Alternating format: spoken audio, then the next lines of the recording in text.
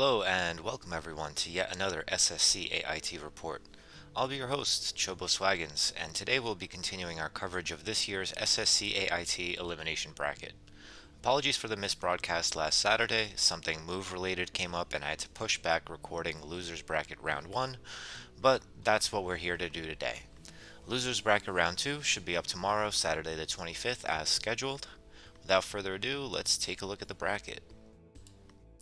So these are the games that Nightcat has already covered during the Sunday broadcasts. Just going to leave the screen up here in case you want to pause and have a quick reminder of where we're standing in the winners bracket.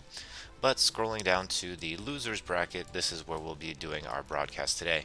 It will be losers round 1 right here. And the very first series, it's going to be McRave Z versus Ironbot. And just a quick reminder, all losers bracket games, I believe up until losers round 6, maybe 5, maybe 6, are going to be best of 3s. So going to be some quick best of 3s today, and then best of 3s tomorrow as well. So without further ado, let's jump right into the first game. Here we have McRave Z and Ironbot. Ironbot's as the yellow Terran spawning on the bottom left of Python, and McRave Z spawning as the purple Zerg at the top right of Python.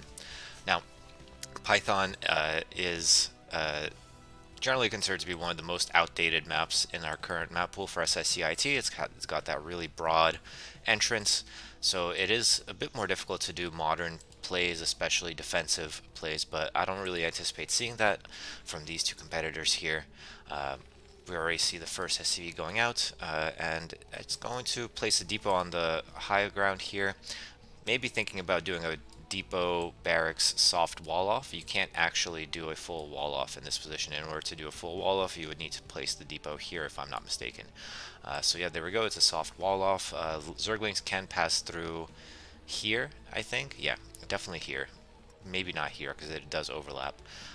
And meantime, we have McRave Z going for what looks like 12 pool and then 11 gas or 12 gas maybe. Maybe it was around the same time.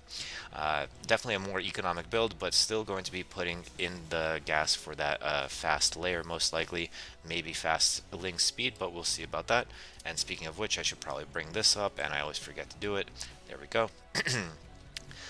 Yeah, so actually a natural hatchery coming up, so a little bit different than what I was anticipating. Maybe still could be 2 hatch Mutalisk, and we have a factory coming up for Ironbot, so it's going to be 1 base tech. Only 2 SCVs on gas right now, 1 gets pulled off, so I'm not anticipating seeing Wraiths. Possibly just going to be Vulture harass in the early game. Zergling now going out to scout, SCV scouting as well. Hatchery is up, and the layer is on the way. It's halfway there. So one of the difficulties of going for a mech opener on 1 base is exactly builds like 2 hatch Mutalisk. It's hard to get the Goliath numbers, it's hard to get enough minerals in order to build turrets, and right now actually we're seeing a complete gas cut just now going back on gas, so it's going to be even more difficult to get those requisite Goliath count out. We would need to see an armory started right away, but we're only seeing a depot. The SCV should now be aware of the fact that it was a fast layer build, may even have a chance to see this Spire if it does find that, but the Vulture is here to buy some time. It is at an opportune time. It does take down 1 drone, does get taken down by the Sunken Doe, well placed Sunken here. Reaches all the way up to the top of the ramp, so I think this should be fine, and great coding here to put the Zerglings to block as well. Now the Vulture should not be able to come in. Spire's almost done though. I expect to see the Mutalisks out shortly. We're getting the engineering bay coming up. It's at a decent timing. We should be able to add a couple of turrets, but I'm not sure if it will be enough in order to defend against McRave's Mutalisk micro. So we'll just speed up a little bit because I don't anticipate any more action until then. And let's see what comes out. Interesting choice to go for a double machine shop, by the way. Definitely would have preferred maybe to see a armory there instead. However, it should be noted, yep, exactly. I was about to say that there is still the possibility of run by, very nicely blocked by McRave Z. It seems like the author is very well aware of this possibility. More wasted vultures for the Terran player, and Mutalisks are now out. Not going to have all 6 at the same time, it seems. Slightly delayed build, maybe due to the lost drone, maybe due to some of the idle time from the drone on the ramp. But either way, now the Mutalisks are going to be streaming in towards the opponent.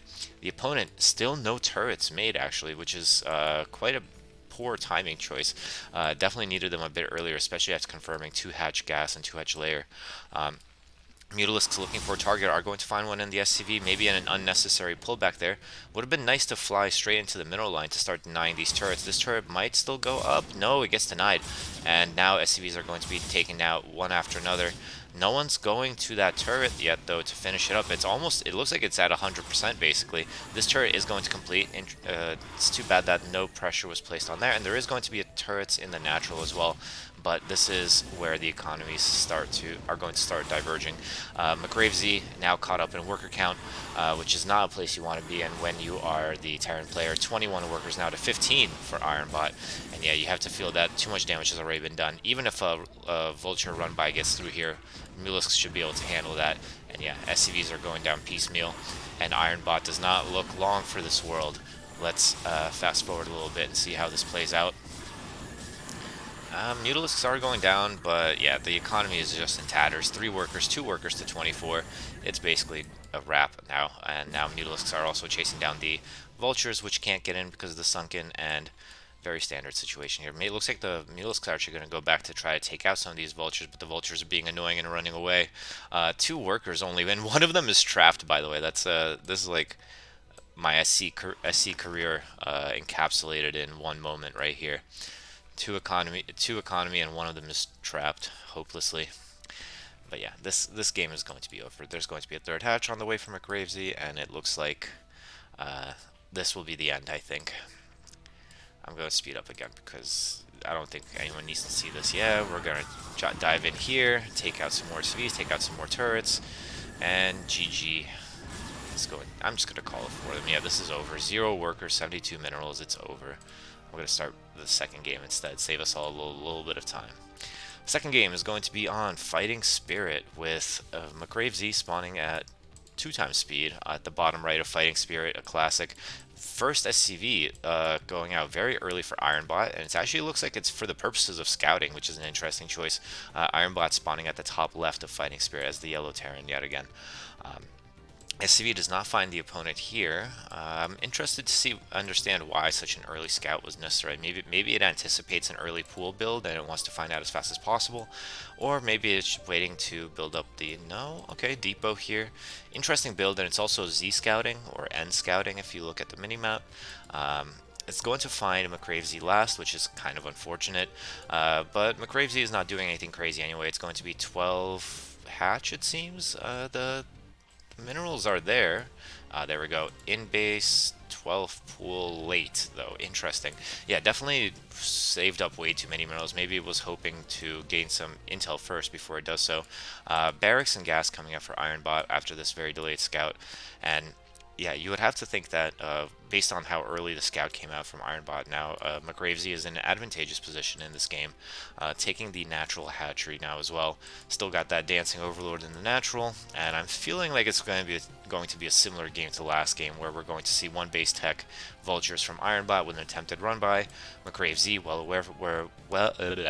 aware of this, is going to probably block the ramp with Zerglings, make a sunken colony, let's say here-ish probably, and then possibly a death to Mutalisks as we have another 2 hatch layer on the way. 2 factories up again for Ironbot, and it would be great if they could go for a faster armory, maybe stop these gas shenanigans trying to get more vultures out, especially since it decidedly did not work last game. But that is one of the advantages of being human and not being AI. It's the fact that you can accurately determine why did I lose last game, and as a result adapt, make those small adaptations. Like, okay, maybe now I'll add the armory. Whereas AI, generally speaking, I think if you don't program the possibility of adapting that way, it just won't happen. And so again, we will lose several vultures to an attempted run by. We do have turrets up earlier, though, it should be noted. Mutalisk's timing is almost there, and yeah, mutas are out, but it looks like they got kind of like stuck here for a little bit. Maybe the vulture confused them, and now the turrets are up earlier, which shows, I don't know if it's improvement. I don't know why they would have been later on Python and on time now. Maybe it was just a slight failure of timing in the last game. But either way, sorry about that jerkiness. But yeah, another failed run by. Mutas are not being aggressive, though. Kind of puzzled by that decision, and they are being a little weird here, it seems. Flying in like this kind of like serpentine, like maybe like school of fish manner, and now they just kind of got stuck on this tree. They really like this tree. But yeah, really kind of surprised to see that the Mutalisks are not engaging at all. I mean, to be fair, there are far more turrets this time than there were before, but still there's no army behind this. It's been pure vultures and a couple marines. Needs to start going into Goliath sooner rather than later if they hope to win this game at all. Armory is on the way. Looks like a starport is as well. And the vulture goes down. More vultures being pulling the Mutalisk side to side. Looks like all over the place. Interesting stuff happening here. Um, Double starport, would this be possibly? I was thinking that maybe it could be Valkyrie, but I don't think that that's likely. No Academy. And now the Mutalisks are going to be taking down these turrets and SCVs yet again. Let's take a look at the micro. Boom. Beautiful. Another beautiful snipe. When this turret falls, there's only going to be 2 left, and you would have to assume that with 20 Mutalisks, it seems like maybe not all of them are here right now, because I do see some more being running around here and there. Third base is under attack, but yet I don't think 20 mutas is anything to laugh at, and these turrets should go down, which should in turn deplete the SCV count and the mineral count of Ironbot. The Goliath's too low in number. Without the range upgrade, it seems not ready to help at all. And now Valkyries are out. I did kind of think that that might be an option. I did miss this Academy. So Valkyries could do some damage against these Mutalisks, but remember that AI are very proficient in splitting around area of effect attacks, dodging storms, avoiding Reaver Scarab shots, and yeah, look at this. Immediately the Mutalisks sensed the danger and started splitting up. Valkyries are not going to be the answer here, unfortunately, although they should be more consistent than Irradiate, you would think. But at least Irradiate is guaranteed to kill at least one Mutalisk. Valkyrie shots maybe not going to do much at all. A nice chase there, going to take down that Valkyrie, maybe. Taking a lot of hits, though. Valkyries are slower than Mutalisks, so it's definitely not an optimal chase there. And actually a ton of Mutalisks go down there. How many Mutalisks are we up to now? We're still at 17 Mutalisks, not so bad, but only 1 Goliath, 2 Valkyries is not going to be enough to stop this, as the Zerg pushes up to 4 bases now. Interesting that we have a larva in the army count. That's weird. Okay, I did not know that that was a thing. Let's look at the upgrades. We have 1 Carapace, Research, no range still, Mines, and Burrow only. But yeah, I think that with the amount of losses that Ironbot has taken, despite the fact that there's an equal supply count in terms of workers, the actual army fighting capacity of McRave is much higher, and Ironbot sustained damage, whereas McRave has only expanded their economy. So I feel like, unfortunately, this might be Ironbot's exit from the tournament. This second game will be probably their last, especially if these Mutalisk attacks continue. Valkyries are still there, though. They don't seem to be keen to engage, despite being 3 in number. Oh, now we're starting to engage. There's some splitting of Mutalisks trying to avoid the area of effect, but they are very damaged from flying over the turrets still. So, still could be anyone's game, maybe, if the Terran holds with minimal losses for now. And you have nice pullback from the Valkyrie, looking like they're repairing the Valkyries as well when they have a chance, although these 2 are injured. Yep, let's see if they get repaired. Very nicely done. Repair is in. And looks like Mutalisks are flying around. Hydras are now out. Hydras are going to be very good against this composition, despite the mines being placed. Let's see, do we have Hive? No, just still Hydralisk Tech. We don't even have Overlord Speed to handle mine, so Vulture and Mine in the middle of the map could actually do some damage here. Let's see. 1 Vulture finds the 6 o'clock base. Hydralisk is going to run away and abandon the drone, but the Vulture is going to give him a chance to live, but not for long. And another attempted run by is going to be blocked by units on the ramp. Valkyries are going to be moving out here, trying to gain some more air superiority, but the Mutalisks are over here away from the Valkyries. So Hydras, though, are still going to be the unit choice that I think is going to win this game, and I don't know why this game ended at this point. I'm actually kind of confused as to what the possible outcome was here. It looks like maybe a game crash. Not really sure. What I'm going to do just in case is I'm going to throw in what I got as the 3rd replay. It could be a fake replay in the sense that they're added just to make it seem like the full 3-game series is played, so that I don't get spoiled as the commentator. But yeah, let's just throw it in there. See if it's the same replay, then maybe it's a different game. I mean, that doesn't make sense. If it's the same replay, then I would have thought that it would be a not a anti-spoiler game, but it looks like we're on a different map. We have Roadrunner SE. I don't even know how to call that one, to be honest with you. I might have to cheat and look at the bracket for next week just to see who might have won this one. So let's take a look. Okay, yeah, kind of probably should have done that after this game is over. But anyway, at the 5 o'clock position on Roadrunner SE, we have the Red Zerg McRave Z. And at the top left position as Ironbot is the Ironbot as the orange Terran spawns at the top left position of Roadrunner SC. And honestly, I haven't seen any indication that either player will change their strategy going into this game. It's a fairly standard 4-player map, very similar to Fighting Spirit in some ways, but also has some additional quirks like, the double bridge that is similar to Destinations, the double entrance third base, which is harder to defend than Fighting Spirits, and yeah, bridges and neutral buildings around the middle. But so far it's looking very similar. This is more wallable, but I do believe that Zerglings might still be able to run past here if needed, but I don't think that'll be the play here for McRave. McRave seems to be going for the exact same build as last time, as is Ironbot. However, if we presume that Ironbot won last game, even though I think that McRave was probably in a more superior position, it was definitely still anyone's game at that point. I think it would come down to play and decision making. If we assume that Ironbot won last game, then these strategies are technically evenly matched. Let's find out how the third game is going to go.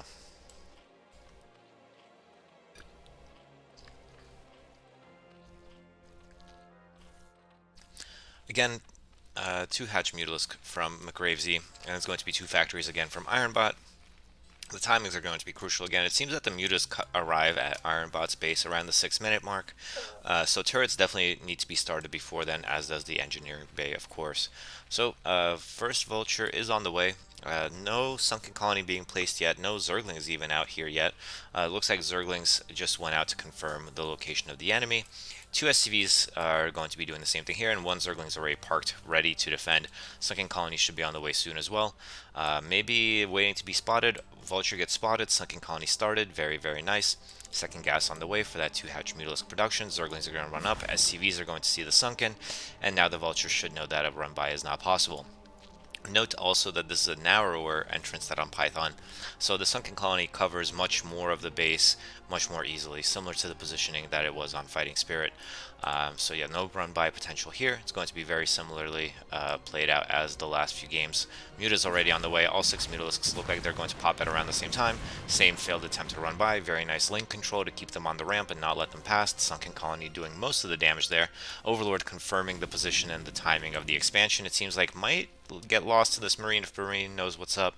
It is maybe unintuitive for AI to make this kind of journey out here.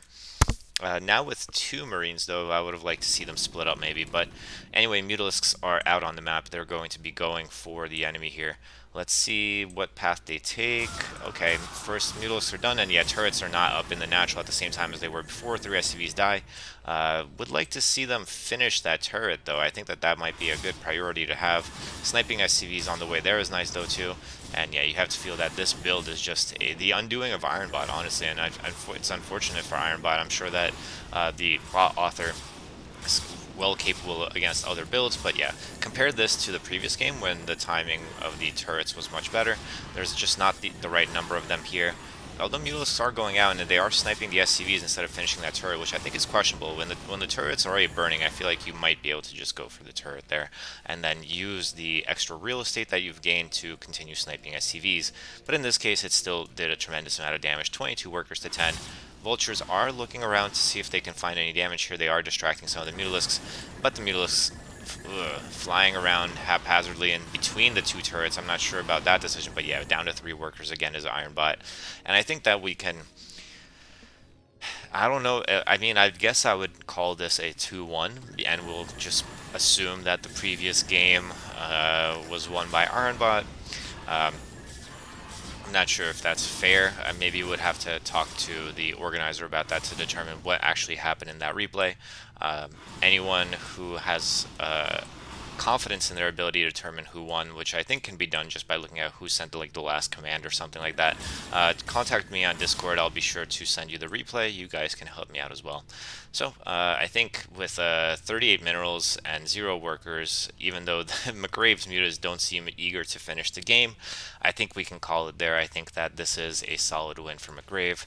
Let's just put it as 2-1 for now, just to generously assume the situation. So that means that tomorrow's broadcast, McGrave Z will be facing off against Beta Star, who lost 3-0 against Banana Brain. It's going to be the first PVZ for Beta Star in this tournament, so it's going to be interesting to see how it goes. McGrave, of course, had lost to Crazio in the first round, so first ZVP for them as well.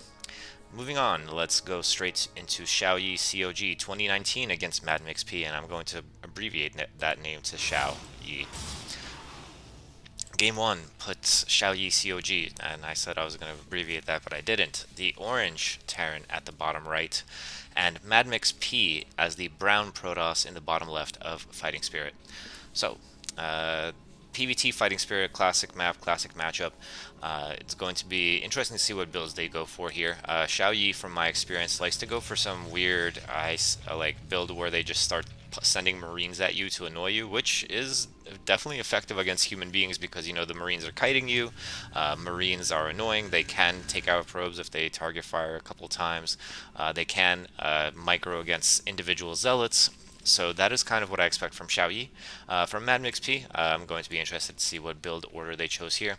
So far, everything seems very standard here. 11 racks from Xiaoyi. I would expect a 12 refinery as well. Kind of an older build. Nowadays, I believe it's like 11-11 is more standard.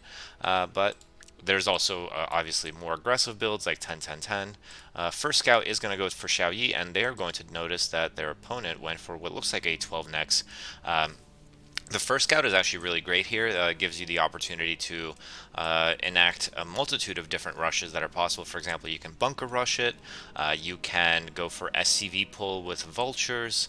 Multiple options in order to deny this 12 nex. But MadMix 3 Nexus actually before gateway. What the hey? Gas, no gate. What is this? And yeah, here's the aggressive Marine that might be annoying.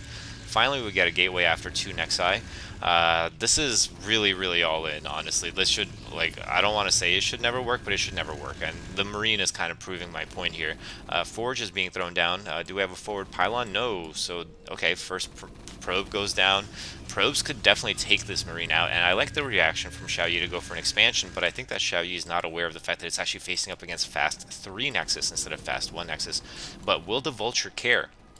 If there's no cannons to defend against the Vultures, then this could be really powerful. And yeah, the Vultures are now going to start peppering the probes along with the Marine, and that's going to drastically reduce the worker count of MadMixP, who's already behind an eco, kind of showing that maybe this all-in eco play is not the move. It looks like a cannon's coming up here. I don't know if it'll come up against these Marines, but the Marines don't seem intent on attacking it actually, so that might be a saving grace. But probes now going down in the main base. There is going to be a cannon at the third base with a couple of probes there, but the amount of economic damage being done here is just tremendous. Cannon does go up, does sort of stave off this pressure, but the cannon, it actually has pretty much full health despite taking a lot of shots earlier. Zealot's now chasing down the errant SCV that is trapped inside MadMixP's base. Marines and Vultures unable to engage, and let's see what we are going for as Xiaoyi. Fast. What? With a Wraith and a fast science facility, you would think that this could be a nuke rush or like a battle cruiser rush or something, although, to be honest with you, battle cruiser rush might actually work here, depending on what MadMixP's next move is.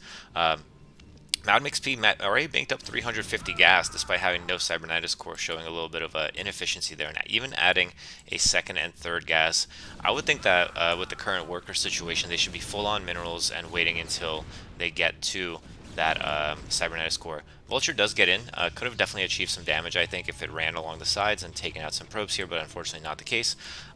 We do have the starport, but nothing coming out of it yet, and it looks like no real army still. It's just Marines being made one by one. Just only the first tank now. And that's kind of giving MadMixP the opportunity to come back in this game.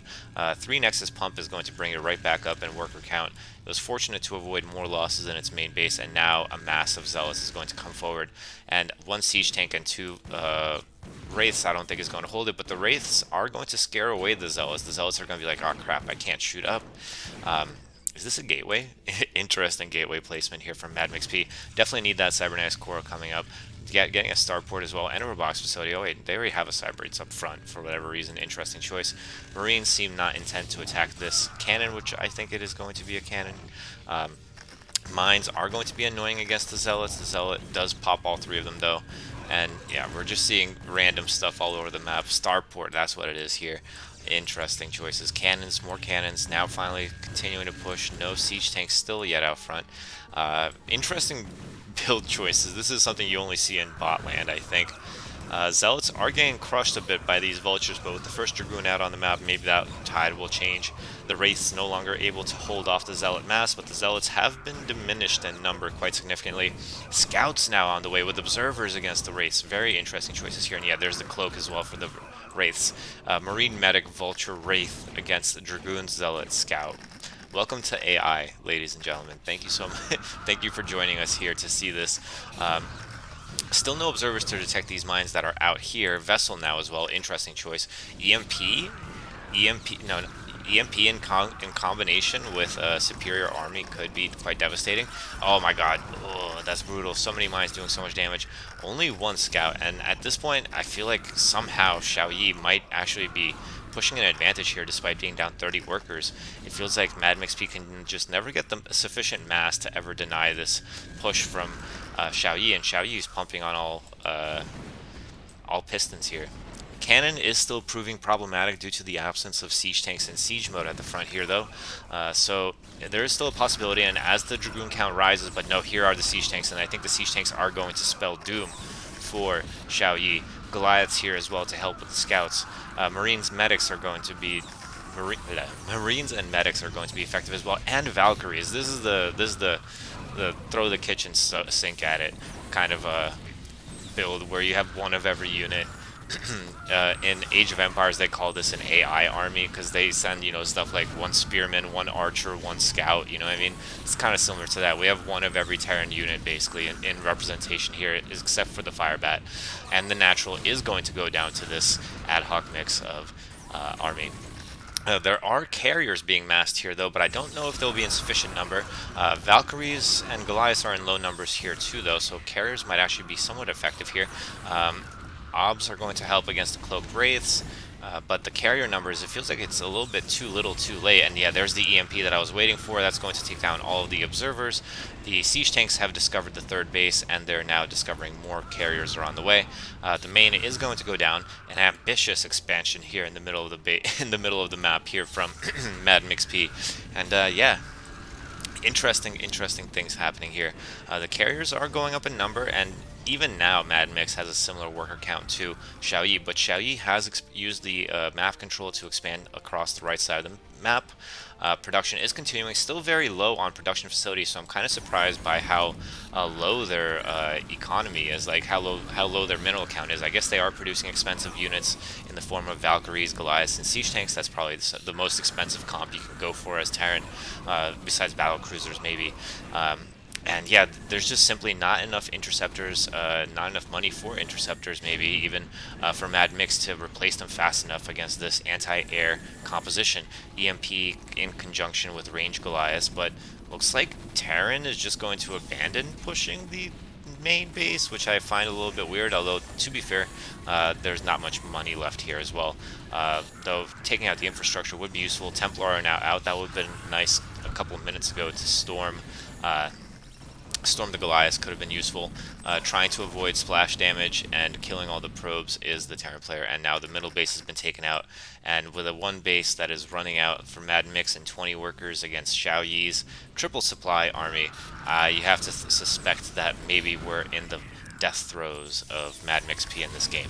So I'll just speed it up a little bit just to see how the game ends. Valkyries and Goliaths are going to come in here and probably take out the last of these carriers.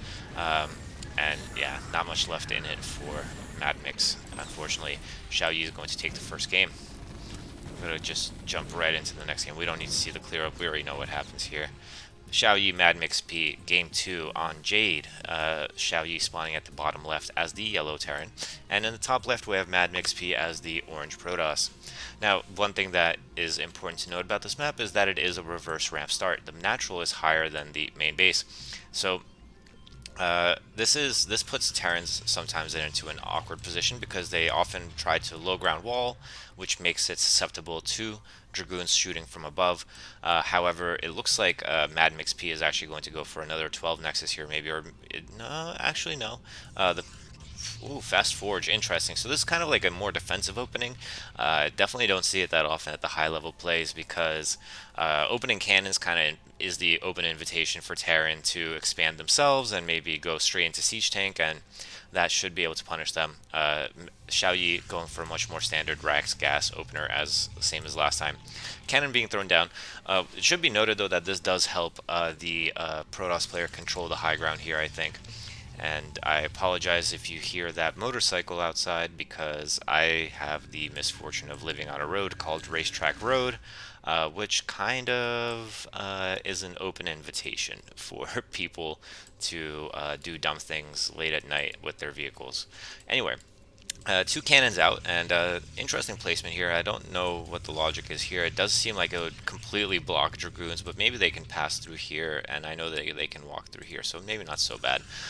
Is that another cannon? Yes, indeed. Very defensive opener from Mad Mix P. It looks like maybe their logic is saying, I got my S pushed in last game when I went for naked 12 next into naked fast third. And at the same time, Xiao Yi seems to be maybe reacting as well, seeing the fact that this cannon opener is going to go for an expansion of their own. They probably should be able to see this gateway as well, so they know that most likely a third nexus is not going up somewhere else. Two gateways now coming up for Mad Mix P.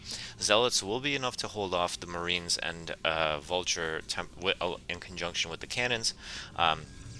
But again, I worry about their long-term usability. If you noticed from last game, the Zealots kind of ran around in the middle of the map until they died. So I'm not so sure that it's an effective unit composition. Meanwhile, Xiao Yi is actively populating the third base. Fast starport yet again. Now adding the armory and adding an academy as well for scanning. That would be useful. This cannon could actually prove to be quite annoying here. It depends on how the AI is able to handle it. The cannon on the high ground is going to grant vision, as is this pylon actually. So this pylon is actually very intelligent. In case anything comes in this area, this cannon will be able to shoot at it. Adds a little extra layer of insulation, but would still go down just as easily to a siege tank placed like here or so. The zealot count is now starting to climb. We have 3 zealots, and we have wraiths on the way, which we saw last game. Do scare the zealots into submission. So not going to be able to move out is Mad Mix P, I have to suspect. Cannons in the main are going to protect the economy from those troublesome wraiths. But yeah, Xiao Yi going up with a fairly fast second base. Oh, trying to run in here though. Not sure about that move. Losing all your vultures in this spot when your army supply is so low. Only 9 supply against 20. But now the wraiths are going to be in the mix, and actually the zealots are not running away this time. And no, then they changed my mind and decided, yeah, maybe I should just abandon this. And the vulture, of course, with the perfect micro, is going to be able to hold them off. Classic stuff. Yeah, these zealots are just here as meat shields, I think, more than anything. I think it's going to be interesting to see how the game progresses from here, but if it's anything like last game, I have to suspect that more likely than not, Xiao Yi is going to eventually accumulate enough army where it can maybe do something about this. Although, it should be noted again that the economic damage that was present in last game did not happen here. Mad Mix P is up on supply again, but Obsolus moving out, costing a lot of Dragoons there. Mines are doing a great job of controlling this. Forward Stargate yet again is going to be a preface of the eventual scouts and maybe carriers here. Vultures continuing to kite here, but notably the Dragoons have made it further out than in previous games, and the army numbers are quite significant here. Actually quite decent health as well. I thought that most of these zealots would be injured. Not much in the way of defense for Xiao Yi, banking very heavily on the annoying forward units, it seems. Marines and medics are out now, third base now up for Mad Mix P. And let's see where this game goes. I mean, there's still more forward buildings. Wraiths do not seem... Well, yeah, though there's Cloak, but not in significant enough number to stop this. The mines might be able to do so, though. I like the addition of the Goliaths as well, kind of anticipating the eventual switch, possibly as a result of the, as the result of seeing the starport. And yet now, by the time the Protoss army gets there, it's not enough to challenge the amount of mech that we have here in the natural for Xiaoyi. Xiaoyi seems to be getting a little bit stuck on their own buildings, though. Going to be interesting to see if they make it to the enemy base with this army. No medics here to support the medics either. I'm sorry, no medics to support the Marines here either. But now as the Goliath and tank count is climbing, this is becoming a scarier and scarier army. Is there going to be enough time for carriers to come out? Are we seeing carriers yet? No, it seems to be still scout production, which this army seems capable of handling based on the presence of Marine Medic and Goliath.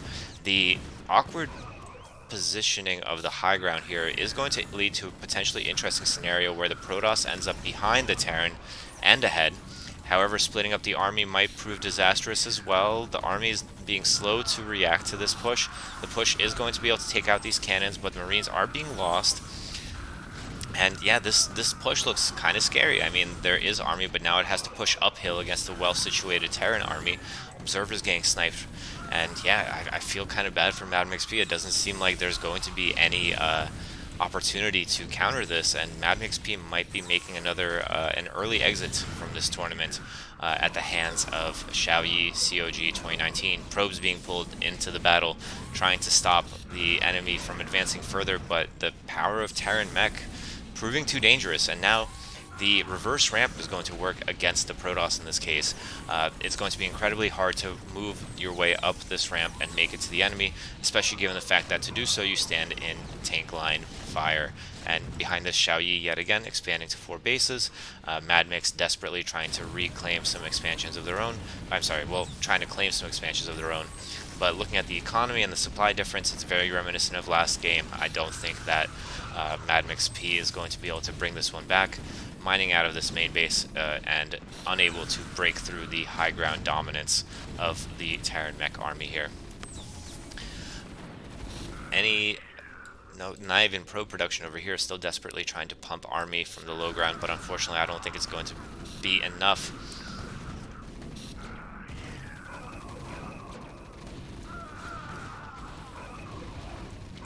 Indeed. It seems to be curtains for Madam XP. Xiaoyi will advance to the next stage. This army has located this expansion. Soon enough, this expansion will be located as well, despite the defensive cannons. Siege tanks will be able to take that out quite easily. This pylon is probably well known already that there is going to be an army coming in here, and yeah, there's no chance for Madam XP now, I'm afraid to say. So we can update our results here. We'll put Xiaoyi up 2-0 against Madam XP. Madam XP, better luck next year. Moving on to the third series, we have Microwave versus Hao-Pan, and it's going to be a ZVT. So Hao-Pan spawning as the brown Terran on Moonglaive. Sorry, I almost said Medusa, but we're not there. Moonglaive, Hao-Pan, and Microwave left side as the yellow Zerg. So the quirk of this map is that there's actually 2 entrances to the natural, which is often a favor to the Zerg player, but I don't think it's going to play much of a role here. Microwave, very much a fan of the Mutalisk heavy plays, and here we have Terran Hao-Pan, which I don't think is going to go for an aggressive expansion, or rather, an early expansion. We're going to be doing Depot Scout. We're going to scout in the incorrect direction in the sense that the enemy is not there.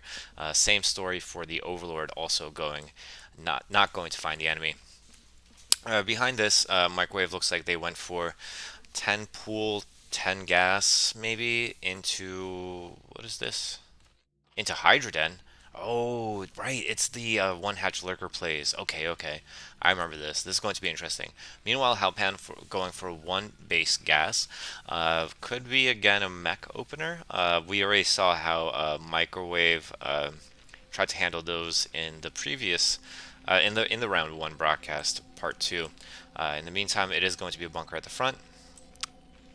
And the bunker at the front should be enough to stop this in its tracks. Look at how low eco this situation is for Microwave.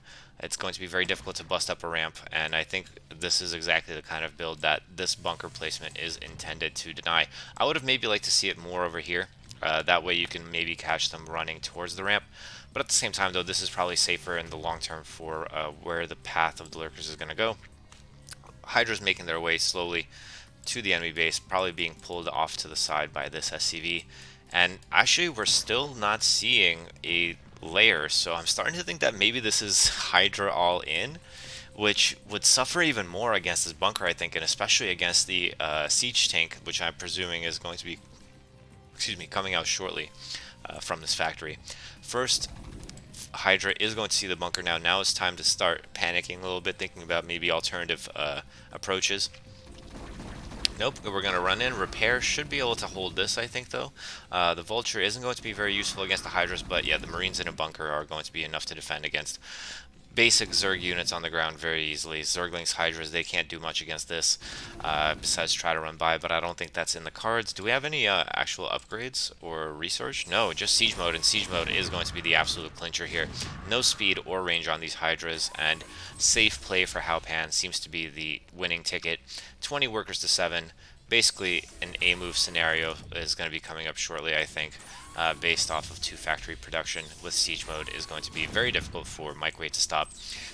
Not trying to build up workers now and using the high ground here, but the Vultures seem to have gotten stuck there.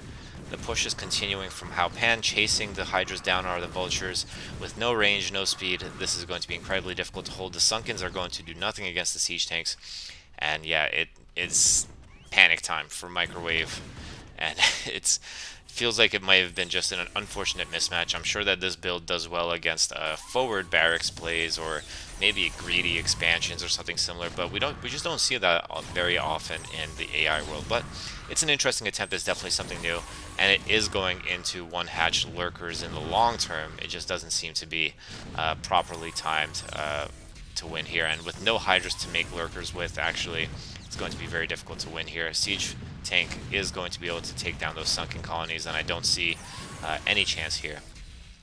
Academy would be needed with scan in case lurker does pop out. We do have some Hydras popping out here, but it seems that they pop out just to die. And yeah, it's going to be a quick and easy win for Haupan. No offense to Microwave. It was an interesting try. Moving on to game 2. We have Microwave spawning at the 3 o'clock base on Icarus as the purple Zerg, and we have Haupan spawning as the red Terran at 6 o'clock. Oh, also, if my audio has been cutting out, I'm really sorry. I've been experimenting with noise gates after I saw the suggestion from Nightcat. I think that it's a good idea. You can sometimes hear me like breathing and stuff, which I don't like hearing, but hopefully that hasn't affected cast quality at all for you. Let me know if something happened, because it's already painful enough to listen to myself speak the first time. Doing it a second time by watching my own videos is probably outside the question for me. Anyway, we're going to be doing Depot Scout again for Haupan. It's not going to find the enemy. Microwave doing Cross Scout with the Overlord, it seems, with a Drone Scout going to the top. Should be able to eliminate both options now for the enemy's location. And are we going to be doing the same build? No, it does not seem to be the case. I probably should have kept better tabs on what build we're actually doing, but it seems like it might have been 12 pool?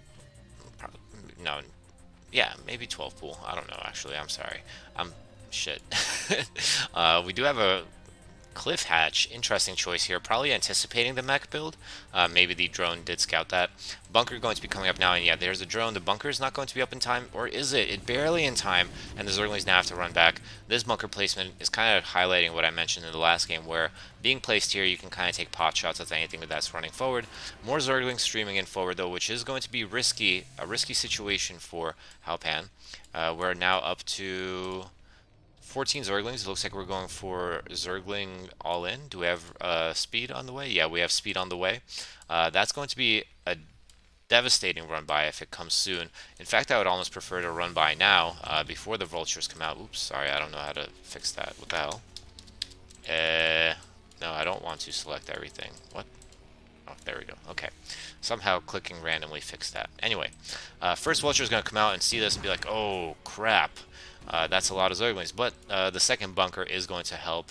So I think maybe the fact is that how Pan probably reacted to this after scouting the enemy, seeing no lair, no one on gas, two hatches with a cliff hatch, kind of leaves the only option as person must have a lot of Zerglings, which great analysis there. Unfortunately for the Zerglings, the Vultures, even slow Vultures, are most likely going to be able to beat this composition quite easily. What are we adding now? We're adding a second factory. Very nice. Yeah, pure Vulture will be enough to win this, and there seems to be no intention of transitioning out of this from Microwave.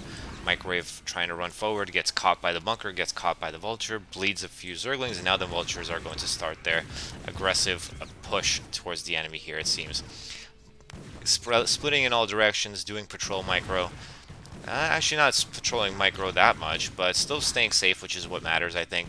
You want to kill as many units as possible while taking as little damage as possible, and yeah, it's just kind of beautiful to watch, isn't it?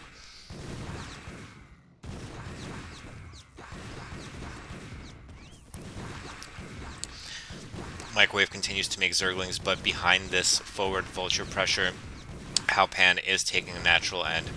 Now we're going to continue pushing towards the Zerg base, where the SCV is still alive, still keeping tabs on the enemy, and yeah, unfortunately this is what happens when you go mass Zerglings against mass Vultures.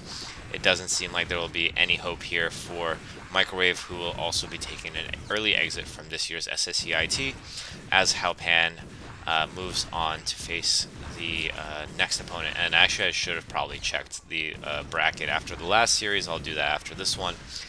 Yeah, interesting tries from Microwave. Tried to be cheesy. Can't be too sympathetic to that. Sorry. I feel bad for saying this, but I don't respect cheesy Zergs, and I do respect anyone who has put in the time and effort to build a StarCraft AI, but I can't respect this play. So even if it got you W's, it got you here. I have to support Halpan in their ability to beat these cheesy two-hatch Ling strats and one-hatch Hydra strats and other stuff like that.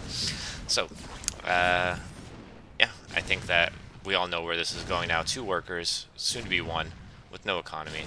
Yeah, that's a wrap. So, Steamhammer is going to be facing Xiao Yi in the next round, and the winner between Microwave and Hao Pan, God bless your soul, you will be facing up against Stardust, Hao Pan. So, good luck with that. Stardust, by the way, lost to Purple Wave. Impressive growth from Purple Wave there. Definitely been making big strides this past year. And Stardust, of course, needs no introduction. Very successful in this format in previous years. So to see them in losers bracket and losers round two, it's a shark swimming with the fishes, I think. And although Dragon is nothing to be scoffed at either, but Hao Pan definitely has their work cut out for them. Moving into the final series, we're going to have Tier Protoss versus Willie T. And I got a lot of feedback about my about how humorous it was, what I was going through in the last time I casted Willie T, where I kept anticipating that maybe Willie T would move out and make more SCVs and take more bases and push, but it just kept not happening. So I'm interested to see if maybe Willie T will find more success here. And ooh, that's not a good precedent here. Tier Protoss. Idle probe for a while. Oh, another idle probe. Oof. Two probes. What is going on here? Yeah, sorry. I'm going to go back to my introduction. Okay. Tier Protoss spawning at the bottom right of Moonglaive and is going to get the first scout, while Willie T spawning at the bottom left of Moonglaive did not find the opponent on the first attempt, but and is now actually being harassed by probes, is going to repel that a little bit. Did take a few tickles there from the little zapper, little taser, and it's actually going to be cannon open. I remember this. Yeah, Tier Protoss likes to open like 4 cannons into gateways into Dragoons, which I think actually plays very well into Willie T's strategy. And wow, Willie T went for a fast command center. With the reaction on the SCV, you have to assume he saw the cannon opener, or it saw the cannon opener and said, nah, I go for command center now. And this is the right play. This is what I was talking about last time when we saw in the previous series where we saw cannons opener in PvT. It should always be punished in exactly this way. So major props to Willie T. Really hope that they take this game now and actually push before the 20th minute or 25th or 30th minute. So is this another barracks? Okay, I take it back what I said earlier. Definitely don't go for a second barracks. You should just go for gas and go for those siege tanks that you love, Willy T. But I guess, I mean, if you can keep Protoss to one base, like if you send Marines here and you just clog them up, don't let the Zealots and Dragoons go down, you could force a loss that way too. Stimmed Marines and medics in numbers do well against basic ground army. Up until a certain point, you need like a critical mass of Dragoons to start one-shotting Marines, and that's when it really starts kind of falling apart. But given the amount of advantage in terms of timing that Willy T has against tier Protoss because of the 4-cannon opener, I think it could be viable. And I mean, adding a couple bunkers here would be awesome too. Bunkers, turrets, just keep them penned in, prevent them from ever moving out. And tier Protoss, yeah, there's the designated builder probe. I remember you. He likes to monitor and supervise what is happening here.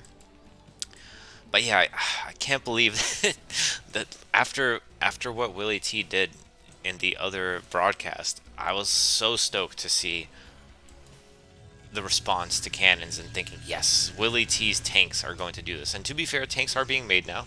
And to be also fair, this army is scary. It's going to deny any sort of aggression from tier Protoss if they were to choose to move out right now. So not all is bad. And I think that with the first few siege tanks, and especially siege mode, do we have that research in? No, we're getting marine range though. That's interesting. The cost is the same actually for marine range. I believe it's U-238 shells and siege mode. The upgrades are going to be the same there. The upgrade cost rather, sorry. So let's see how this push goes. I mean, he's aware that the cannons are here, so I don't want to see him run into those cannons.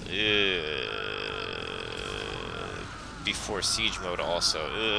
That is not what you want to do with your army advantage.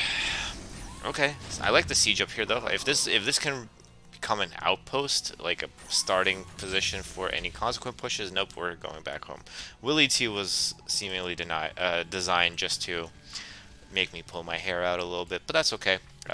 We all start somewhere. It's not like I'm significantly better at StarCraft than these AI, I think.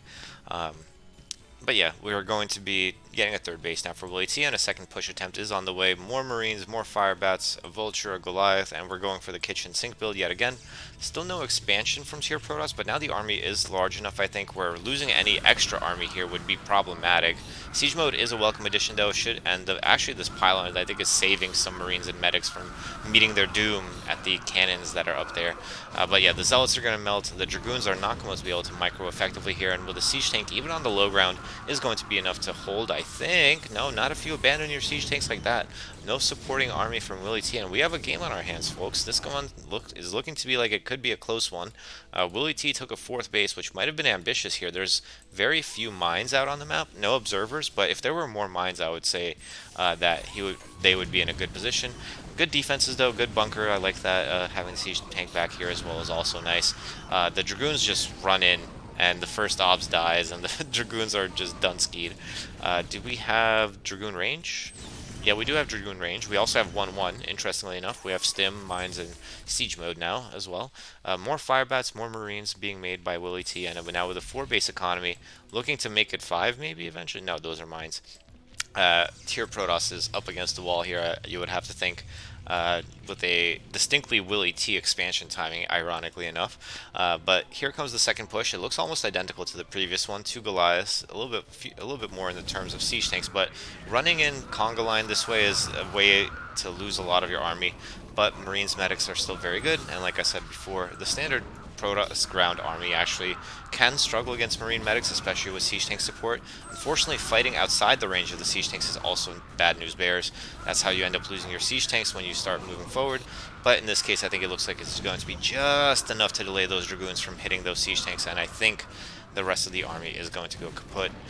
And now the natural is in danger, especially when tier Protoss is actually kind of getting desperate for economy. I mean, look at the main base here, and wow, even the siege tank over here is being able to shell into the main base. Gotta love the map makers, huh? And yeah, the Firebats are going to be absolutely devastating against the probes. The worker count is plummeting. Half the workers tier Protoss has of Willy T. And yeah, where was this aggressive Willie T in the previous series? You would have loved to see this. If in the previous game it was too passive, here it's almost too aggressive, and you kind of like to see it. I like to see that variety within AIs. And it might be painful pushing up against these cannons, but with basically no income, the Protoss is not long for this world. I think that the siege tanks eventually will figure it out, so we can just speed it up here. A little traffic jam here, and another one going to be here, but the last few cannons are going to go down. And it looks like Willie T is going to claim this game as the last minerals run out for tier Protoss. 8 times the supply. Now we have a ghost. Quick sniping.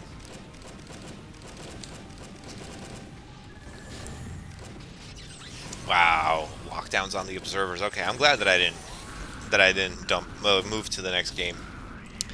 That was interesting to see. It's something new almost every game, it feels like, right? Or at least every series. So yeah, props to Willie T, good win. We're gonna go into game number 2 of this final series. In the bottom right of La Mancha, we have Willie T as the blue Terran, and at the top left we have Tier Protoss as the orange Protoss. Where the is it's because the map is orange, okay? You have to forgive me. It's purple. It's purple Protoss, and yeah, the designated builder probe waited its turn for when the pylon needed to be built. I'm gonna call him Willie. Oh, damn it, Willie's the name of the opponent. Why? I'm just messing up all over the place. We're gonna call him Jose because we're on La Mancha, and another Forge First opener. No surprises there. Another early scout from Willie T. No surprises there either. Barracks coming up. Yep, very standard stuff. It's kind of what we expect from these two competitors. I expect to see 4 cannons here from the designated builder probe, the supervisor, Jose.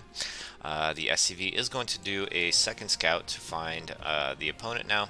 Interesting to me that they scout. Oh, nope, they're going to Z scout. I was thinking to myself, like, why did they go around this way and then now they're going this way? And that's because they're Z scouting or N scouting. And thus they're going to find the cannons last. And it's probably learning that led to this discrepancy in behavior, right? Because I'm guessing that Willie T has different builds and it knows which builds work better against which AI. So against tier Protoss, who they know goes for cannons, they know that they can go for a fast command center. So it seems like it wasn't a reaction to scouting in the last game, it was just a reaction to history maybe, which of course does make sense. So let's see how this game progresses. We kind of know what to expect here, so I'm going to speed it up a little bit. We're going to probably be seeing a lot of the same thing. We're going to be seeing a second barracks. We're going to be seeing Marines and medics. We're going to be seeing siege tanks. We're going to be seeing 4 cannons into Zealots and Dragoons trapped on the high ground. And yeah, it's just a question of whether or not Willie T will be able to break tier Protoss again this time, or whether tier Protoss will be able to bust out. I mean, tier Protoss did manage to make an attack towards Willie T's base in the previous game. It did lose all of its Dragoons almost instantly, but it did manage to stop a couple pushes from Willie T. The cannons were also effective in stopping the Marine medics, which is why I'm kind of surprised that this is the response that Willie T has landed upon against this approach from tier Protoss. You would think that bio is not so great against cannons, maybe going for earlier siege tanks would do the trick. But maybe there's also something that we don't know about tier Protoss. Maybe those early Zealots give straight tank too much of a problem. And we're about to see the first battle. Siege tank is here, and it's actually with siege mode this time. We do have U-238 shells, and wow, the siege tank is going to do so much damage here. Firebat is going to take down a bunch of shields on those Zealots. The siege tank does not get targeted down by the Dragoons running forward. And oof, this is actually going even better for Willie T than last time. Scan on the high ground is going to help with vision, it seems. Dragoons all going down, so that first siege tank is doing so much work here. And yeah, it looks like, unfortunately, tier Protoss is going to be knocked out. Willie T is going to advance to face Dragon. Good luck there, brother. TBT against Willie T, if they go for that siege tank heavy build, I'm going to be interested to see how Dragon handles that. I know that in TVP, Dragon often likes to go for the Marine Medic plays, or at least the Biomech plays. No reinforcements from Willie T here, which is kind of surprising. They're all back here. And actually the Marines and Medics ran all the way back home too, just leaving these 2 tanks to hammer away at things on themselves, but the Zealots don't seem eager to fight against these vicious machines of human origin. And yeah, I'm thinking that this might be a GG right here. If the Zealots aren't going to be able to take down these siege tanks, the Dragoons and Reservists surely won't be either. We see another push streaming across the map. 4 bases now for Willie T, and yeah, you would have to think that this is probably curtains for Tier Protoss. Gonna speed it up just to close out the cast real quick. And yeah, so we are done with Losers Round 1. We're done with our first list of people who have exited, well, bots who have exited the tournament. Best of luck to all of you in the next season and next year. I hope to see you continuing to develop your AI, shore up your weaknesses, capitalize on your strengths, identify the weaknesses of your opponents, and yeah, we'll be looking forward to that. So, Willie T 2-0 against Tier Protoss is going to go up against Dragon. Oh, yep, there we go. I just had to move the mouse apparently. Is going to go up against Dragon. And again, keep in mind that this broadcast will be tomorrow, at least in my time zone. So today, in theory, should be Friday, the 24th in my time zone, and tomorrow will be Saturday the 25th, and it will be at the regular SSCAI time, which is on Sunday. And then Sunday we will be seeing I'm thinking Losers Round 3 and maybe 4 from Nightcat is going to be casting these games right here, where Purple Wave and Banana Brain are waiting for their challengers before the final losers rounds up ahead. So, yeah, thank you guys for joining me. I hope you guys enjoyed this broadcast. Got a little quick one in there. Tomorrow's broadcast will be kind of similar, I think, in duration. So hopefully I'll see you then. And until then, stay safe, stay healthy, and take care.